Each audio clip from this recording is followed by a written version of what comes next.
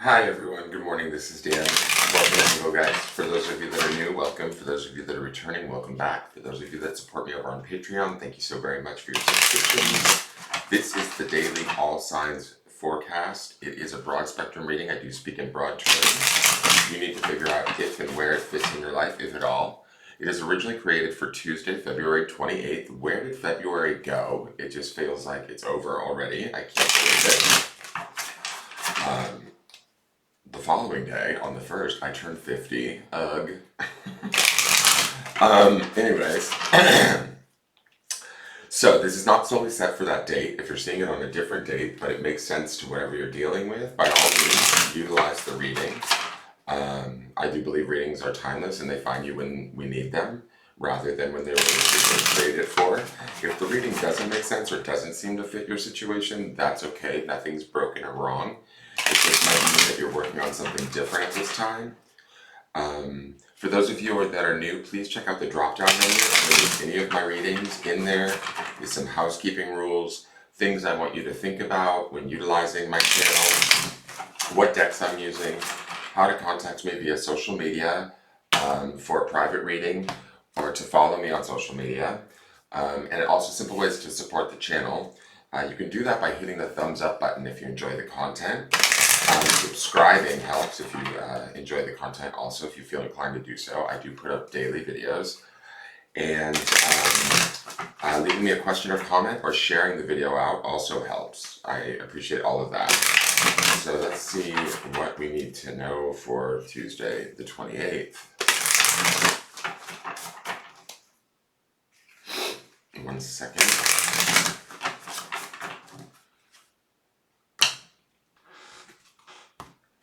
Okay, let's get started. Oh my god. So, it's come to say goodbye. It's the Fountain, guys. It's the Be Still card. It's the Major Arcana card that haunted us for the first half of February. And I think it's very fitting that it shows up here on the last day of February to kind of say goodbye. I think it's reminding us that we are still interconnected to everything that goes on around us. Remember, we have that Empress card from the Sunday reading underpinning this. And the Empress is all about being sort of connected at a deep, sort of intuitional, nurturing, compassionate, mother-like energy to her environment. She's very much associated with nature and beauty. And the Fountain kind of reminds us to connect in that way, to remember that we are part of a greater whole, a greater, connected universe that is there to help us, to serve us, to nurture us back, right? As we nurture, our world, our environment through that Empress energy, as we seek out the things that make us happy, bring us beauty, bring us peace and calm. We get that back in return from the universe, right? Hopefully, it'd be interesting to see what, if at all, you guys experience this month, because there is this truth to this card. I feel like this light that's emanating from this card that I think it's just like sort of the card is coming back to remind us of the lesson, if that makes sense, or to remind us that we can do this at any point in time when we need to. Is just to sort of not turn off, but just almost like a decompress and connect in a different way and flow with the universe or flow with the situations that are happening around us rather than fight against them, try to force them, try to change them. The Fountain says no, just get into that ease place and allow yourself to be connected to everything and all that there is, right? The Empress would also be about that. She has an ease, a grace, a gentleness, yet still maintaining her, wisdom, power, strength, all of those things, while in the world, if that makes sense. I hope that makes sense. Let's go to the healing. Maybe I should read you the Fountain just one last time, because the book's still on the page, because we saw it so many times. The Fountain says, the Fountain exists outside and beyond the cycles of birth, death, time, and form. It is the nameless, changeless, I need my glasses. Oh, she is turning 50. It is the nameless, changeless, source from which everything is a part. It is the waking from the dream of separateness and identity, and the recognition of oneself as not only connected to all things, but all things, divine nature, and that would be also the Empress energy.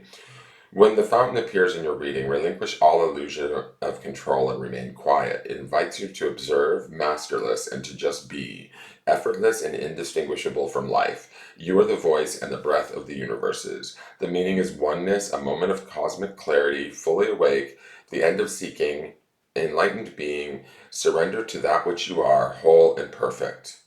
The reversal would be identification with a role or personality, fear of being alone, mind obsessed, separation from source, or resistance to or denial of reality.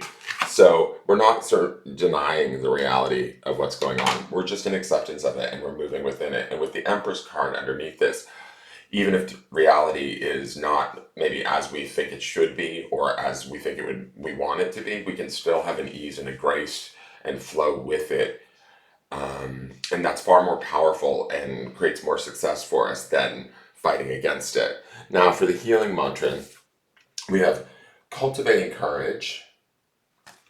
And this says, in any given moment, I always know exactly what to do. That's sort of also the fountain's flow, right? And it's also a blue card, which associates me to water in a way. So, in the fountain, get it? Haha. The next card, too, in the healing mantra is honoring adversity.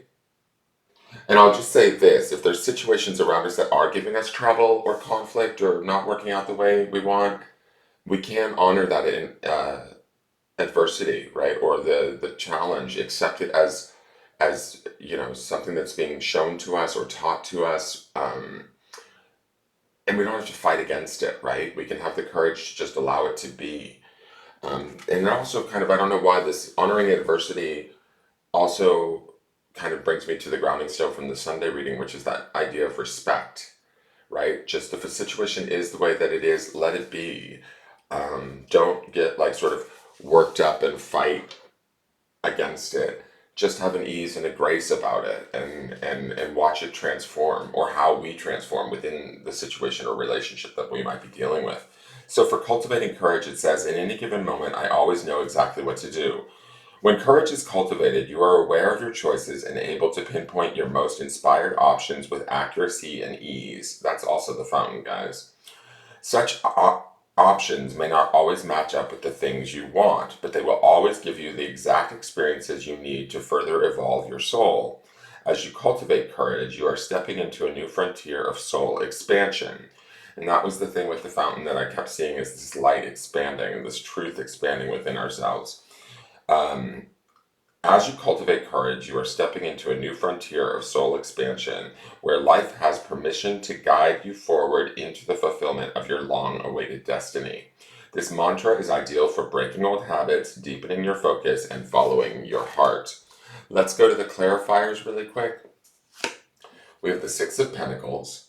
So this is about balance, being restored, and definitely in a 3D way. What we have to give, we should, and what we need to take or ask for, we should, from situations or others. This should be a sort of equitable give and take energy, and with that fountain telling us to just be, that would make sense to me. The next card is the King of Pentacles. Interesting. He's the master manifester. I think like when we get into this place of just being and having the courage to allow things to be the way that they are, not try to change them or fight against them, we open ourselves up to actually easier manifestations, opening ourselves up to sort of what's intended for us rather than missing the point or not learning the lesson, if that makes sense. And then the last clarifier is, wow, the Sun. So the Sun is like a highly positive card. It's an affirmative yes. It's associated with the sign and energy of Leo, or the fire signs, which is like spirit. To me, I feel like this is a day to just get in alignment with whatever's going on around us and find acceptance for it.